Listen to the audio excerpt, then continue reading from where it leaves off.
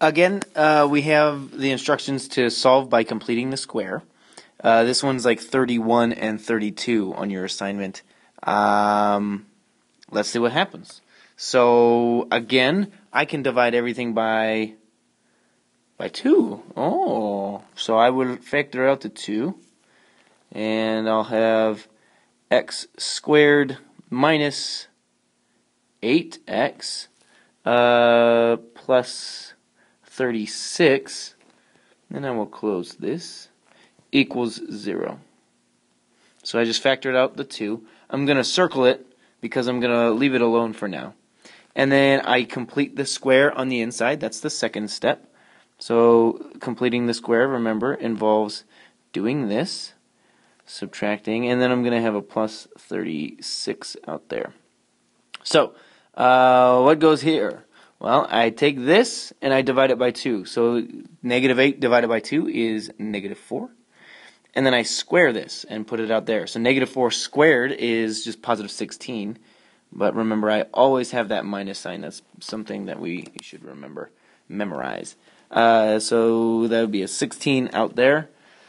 And then I can combine like terms. X minus 4, that's pretty nice. What is this? 6 minus 6 is 0, 3, 2. 20, and it's a positive 20. And then I can put the 2 back.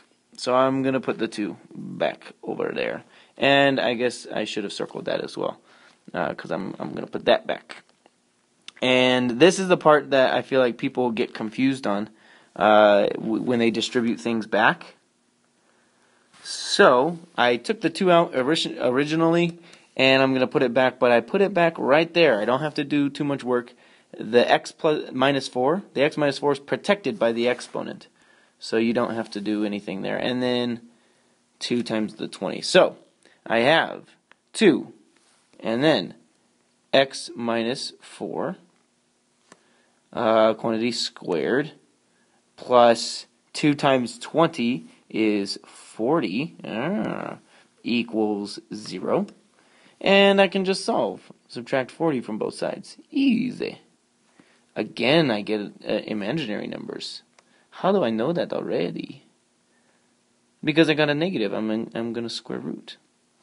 So then I get negative 40. I can divide by 2. So I will divide by 2, divide by 2.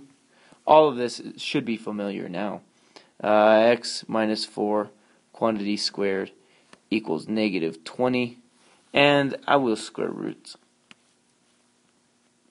And every time I square root, I have to have the plus or minus. So I get x, that cancels with that. X minus 4 equals plus or minus. The negative on the inside of the radical becomes an I, because it's imaginary. And I have the square root of 20. But remember, 20 we can rewrite as 4 times 5. And if I'm square rooting all of those, I can have that on the outside. So that's what I'll do.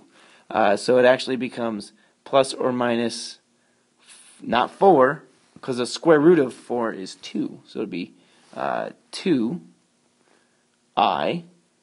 and then square root of 5, because that's left over in there, equals x minus 4. And I'll probably write 2 equations right now.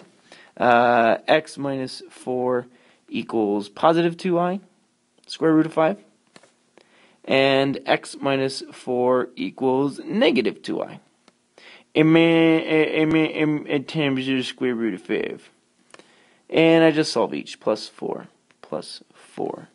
So really here I get x equals 4 plus 2i root 5. And x, I add 4 there, equals 4 minus 2i root 5. And you can write it as like a single plus or minus part, but I like to write them individually. And there you go. So, let's review these steps. First, you factor out whatever's in front. Like, even if it didn't go in there, for your problems it does, but even if it wasn't, if 16 wasn't divisible by 2, you would still factor out a 2. It would just end up being something like that. But that's for another time. So factor out whatever's in front. That way you can complete the square easily. So factor out whatever's in front. I circle the things so I know I have to put them back on. Right there and right there. So you factor out the front, complete the square on the inside. That's what this part is. And then distribute whatever you factored out. Distribute it back in and solve. And that's it. Cool. Have a good day.